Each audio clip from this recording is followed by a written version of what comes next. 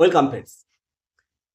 সমস্ত সরকারি কর্মচারী, শিক্ষক শিক্ষিকাবৃন্দ, পেনশন হোল্ডারগণ, কেন্দ্র সরকার অষ্টম পে কমিশন ঘোষণা করেছে, রাজ্য সরকার সপ্তম পে কমিশন ঘোষণা করেছে। এই পে কমিশন নিয়ে জল্পনার অন্ত নেই। ফ্যামিলি ইউনিট 3 নাকি 5, 3 থেকে 5-এ যদি ফ্যামিলি ইউনিট মেনে নেয় কেন্দ্র সরকার, তাহলে রাজ্যেও একই ইউনিট মানতে হবে। আর এই 5 ইউনিট যদি মেনে নেওয়া হয়, তাহলে সরকারি কর্মচারীদের ভাগ্য বদলে যাবে।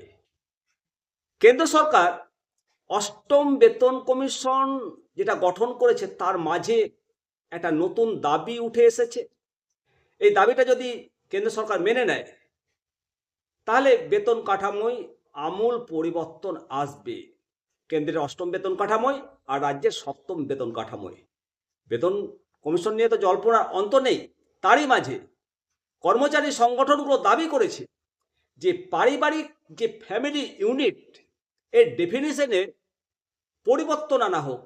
বর্তমানে 3 ইউনিট, 3 সদস্যের পরিবার মানা হয়, সেটা যদি 5 সদস্যের পরিবার মেনে নেওয়া হয়, তাহলে ফিটমেন্ট ফ্যাক্টর 3+ এর গণ্ডি ছাড়িয়ে যাবে, এমনটাই মনে করছে বিশেষজ্ঞ মহল। তো ফ্যামিলি ইউনিট বা পরিবারের বিষয়টি কি? বেতন নির্ধারণের ক্ষেত্রে ফ্যামিলি ইউনিট একটা অত্যন্ত গুরুত্বপূর্ণ মাপকাঠি।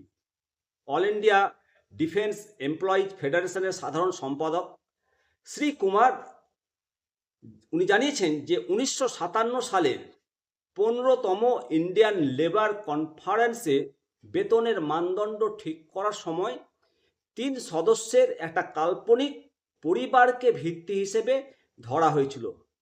সেই থেকে প্রতিটা পে কমিশনে এই 3 ইউনিটের খরচের ওপর ভিত্তি করেই নতুন বেতন বা বেসিক পে ঠিক করা হয়।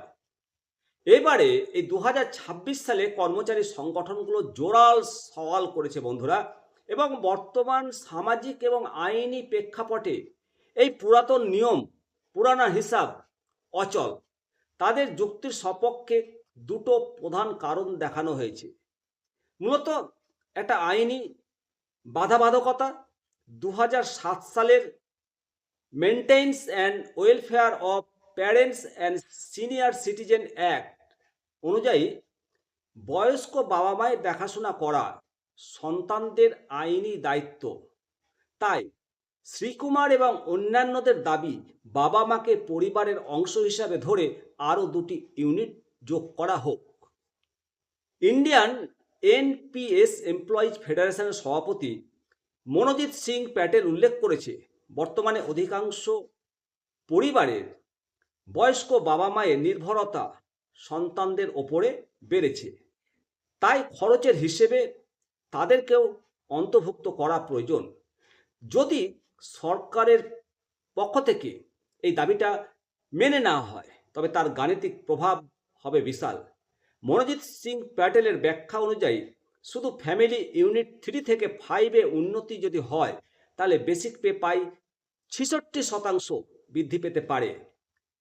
হিসেবটা যদি আপনাদেরকে বলি, 1 ইউনিট সমান 33.33%, 2 ইউনিট অর্থাৎ বাবা মা ইকুয়াল টু 66.66%, অর্থাৎ রাউন্ড ফিগারে 66%, অর্থাৎ ফিটমেন্ট ফ্যাক্টরে অতিরিক্ত 0.66 যোগ হবে।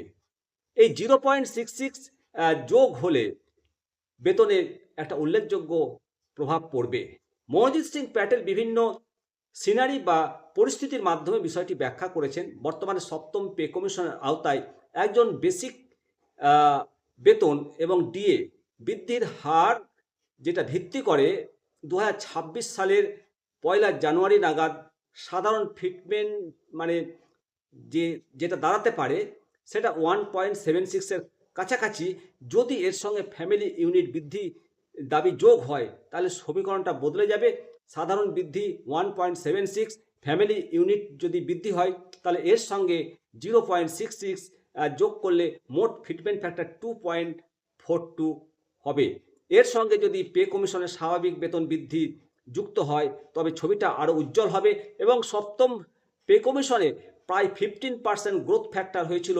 যদি অষ্টম পে কমিশনে অন্তত 15% গ্রোথ ফ্যাক্টর হয়, তবে ফ্যামিলি ইউনিটের দাবি মানা হয় এবং সমস্ত কিছু দাবি যদি মানা হয়, তাহলে ফিটমেন্ট ফ্যাক্টর 3.09% কাছাকাছি যেতে পারে। সরকার যদি এই দাবিটা গুরুত্ব দিয়ে দেখে, তবে তার উপর নির্ভর করে সরকারি কর্মচারীদের ভবিষ্যৎ বেতন কাঠামো এবং তাদের বাবা মায়ের পালনের যে দায়িত্ব, আইনি বাধাবাধকতার যে যুক্তি, এই দাবিটাকে বেশ বেশ জোরালোভাবে তুলে ধরেছে। অবশ্যই আপনাদের মতামত জানাবেন। ভালো থাকবেন। পরবর্তী আপডেট নিয়ে আবার হাজির হব। আমি শিবরাম সরকার।